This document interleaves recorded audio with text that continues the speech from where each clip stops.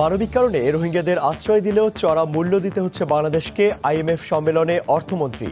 প্রত্যাবাসনে বিশ্বব্যাংকের সহযোগিতার আহ্বান।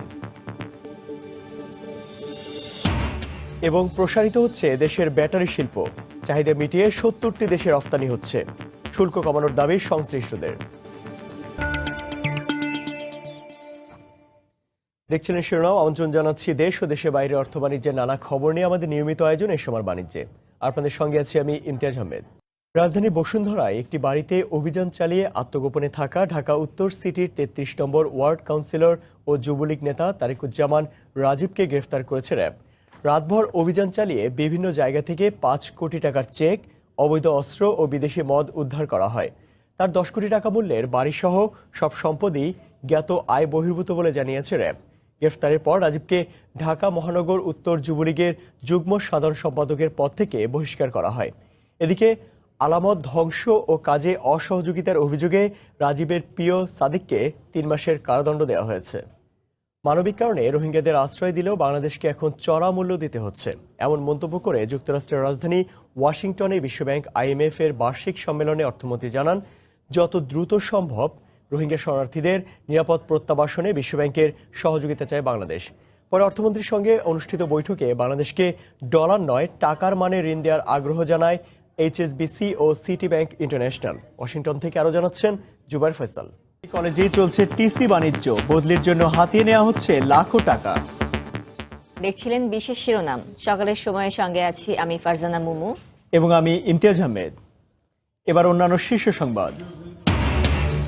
সরকার ও কমিশনে অনাস্থা থেকে ডিএনসিসি উপনির্বাচনে অংশগ্রহণ নয় বলছে বিএনপি। ২-১ দিনের মধ্যেই প্রার্থী চূড়ান্ত করবে আওয়ামী লীগ। এবং গোখাদ্যের অস্বাভাবিক দামে বিপাকে রংপুর দিনাজপুরের খামারিরা ব্যবসা ধরে রাখতে না পেরে অনেকেই বিক্রি করে দিচ্ছেন গরু।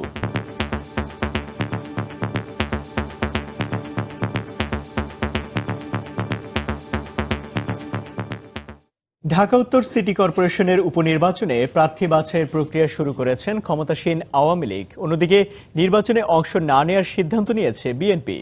দলের শীর্ষ নেতারা বলছেন, সরকার কিংবা নির্বাচন কমিশনের প্রতি অনাস্থা থেকেই এই সিদ্ধান্ত তাদের। যদিও নির্বাচনকে অংশগ্রহণমূলক করতে সব রাজনৈতিক দলকে এই ভোটে অংশ নেওয়ার আহ্বান আওয়ামী লীগের। রাশেদ লিমনের রিপোর্ট। সকালের সময়ের সঙ্গে আছি আমি শাফিন জাহিদ এবং আমি ইমতিয়াজ আহমেদ। এবার অন্যান্য শীর্ষ সংবাদ। অভিযোগ পাল্টা অভিযোগের মধ্য দিয়ে শেষ হলো ডাকসু নির্বাচনের প্রচারণা। ক্যাম্পাসে চলাচলে ২৪ ঘন্টা কড়াকড়ি পুলিশের।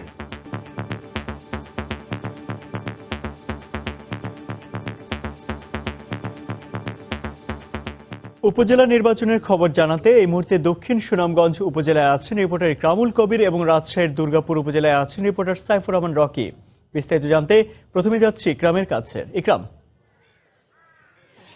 সকালের সময়ের সঙ্গে আছি আমি তাহিয়া রুবাইয়াত অপলা এবং আমি ইমতিয়াজ আহমেদ। এবার অন্যান্য শীর্ষ সংবাদ। ঘূর্ণিঝড় কেটে যাওয়ায় উপকূলীয় এলাকায় স্বস্তি, বাড়ি ফিরতে শুরু করেছেন আশ্রয় নেওয়া মানুষ। ২ দিন বন্ধ থাকার পর নৌযান চলাচল শুরু।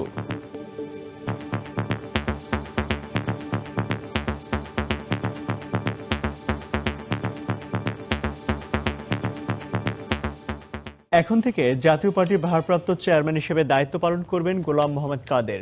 গতকাল রাত ১১টায় নিজ বাসভবনে জরুরি সংবাদ সম্মেলন করে নবনিযুক্ত ভারপ্রাপ্ত চেয়ারম্যানের নাম ঘোষণা করেন দলের চেয়ারম্যান হুসেইন মোহাম্মদ এরশাদ। সংবাদ সম্মেলনে উপস্থিত ছিলেন জিএম কাদেরও। দলের অন্য নেতাদের কেউ কেউ এর সিদ্ধান্তকে স্বাগত জানালেও বলছেন, আলোচনা করা হয়নি নীতি নির্ধারণী ফোরামের সঙ্গে। ঘূর্ণিঝড় ফণীর প্রভাবে দেশের উপকূলীয় অঞ্চলের পাশাপাশি রাজধানীতেও গতকাল ঝোড়ো হাওয়া ও বৃষ্টিপাত হয়। এতে রাজধানীর বিভিন্ন এলাকায় জলাবদ্ধতার কারণে সৃষ্টি হয় ভোগান্তি। ঢাকায় গতকাল সকাল ৬টা থেকে বেলা ১২টা পর্যন্ত ৬ ঘন্টায় ১০ মিলিমিটার বৃষ্টিপাত রেকর্ড করেছে আবহাওয়া অফিস। আজ পর্যন্ত বৃষ্টিপাত অব্যাহত থাকবে বলে জানানো হয়েছে। এই ছিল সকালের সময়। আপনার মোবাইলে সময় টিভি দেখতে সকল খবর পেতে ডাউনলোড করুন সময় অ্যাপ। সঙ্গে থাকুন সময়।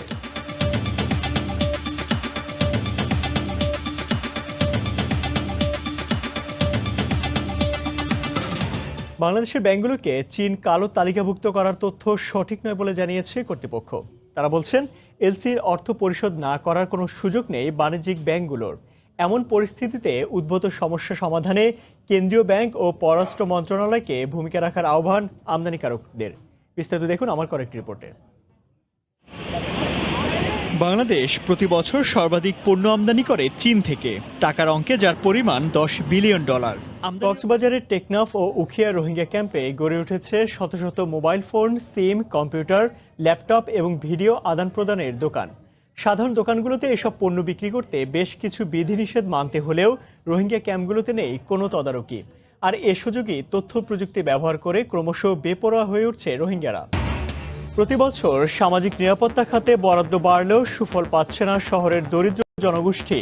নিরাপত্তা কর্মসূচিতে অন্তর্ভুক্ত করার পরামর্শ অর্থনীতি বিশ্লেষকদের। বাজেটের আগে সঞ্চয়পত্র কেনার হিড়িক, সুদের হার না কমানোর দাবি গ্রাহকদের, 3 নম্বর দেওয়ার বাধ্যবাধকতা নিয়ে মিশ্র প্রতিক্রিয়া। এবং ঈদের ছুটি শেষেও সবুজের শহর সিলেটে পর্যটকের ঢল। যোগাযোগ ব্যবস্থার উন্নয়নে স্বস্তিতে ভ্রমণ পিপাসুরা, হোটেল ব্যবসা চাঙ্গা। আগামী অর্থবছরে বাজেট অধিবেশন শুরু হচ্ছে আজ। 5 লাখ কোটি টাকারও বেশি হতে যাচ্ছে এবারের বাজেটের আকার। টানা তৃতীয় মেয়াদে ক্ষমতায় আসার পর আওয়ামী লীগ সরকারের প্রথম বাজেট অধিবেশন এটি। বিকেল 5টায় শুরু হবে এই অধিবেশন। চলতি একাদশ জাতীয় সংসদের তৃতীয় অধিবেশন এটি। আগামী বৃহস্পতিবার সংসদে 2019-20 অর্থবছরের বাজেট প্রস্তাব পেশ করবেন অর্থমন্ত্রী আ.হ.ম মুস্তফা কামাল। 3 হাত ঘুরে উন্নত বিশ্বে যাচ্ছে বাংলাদেশের সোনালী আঁশ পাট। ন্যায্য দাম থেকে বঞ্চিত চাষিরা, পরিকল্পনায় ঘাটতির অভিযোগ বিদেশি ক্রেতাদের। রোজার সামনে রেখে চট্টগ্রামের ফিশারি ঘাটে বাড়ছে মাছের দাম। সব মাছই বিক্রি হচ্ছে কেজিতে 20 থেকে 30 টাকা বেশি দরে। দেখছিলেন শিরোনাম। আমন্ত্রণ জানাচ্ছি দেশ ও দেশের বাইরে অর্থ বাণিজ্যের নানা খবর নিয়ে আমাদের নিয়মিত আয়োজন এসময় বাণিজ্যে। আর আপনাদের সঙ্গে আছে আমি ইমতিয়াজ আহমেদ। রাজধানীর সবজির বাজার চড়া, তবে বিক্রেতাদের যুক্তি ঘন ঘন বৃষ্টিতে নষ্ট হয়েছে সবজি ক্ষেত। আবার কোনো কোনো বিক্রেতার দাবি বাড়েনি, বরং কমতির দিকে সবজির বাজার। মাছের সরবরাহ কম, তাই দাম একটু বেশি। আর শবে বরাতকে সামনে রেখে খাসির মাংসের দাম বেড়েছে। রাজধানী মহাখালী কাঁচা বাজার ঘুরে রিপোর্ট করেছেন কামরুল হাসান সবুজ। রমজান সামনে রেখে ধীরে ধীরে বাড়তে শুরু করেছে চট্টগ্রামের ফিশারি ঘাটে সব ধরনের মাছের দাম। সামুদ্রিক ও মিঠা পানির মাছের দাম কেজিতে বেড়েছে 20 থেকে 30 টাকা। বাজারে রূপালী ইলিশের দাম একটু বেশি।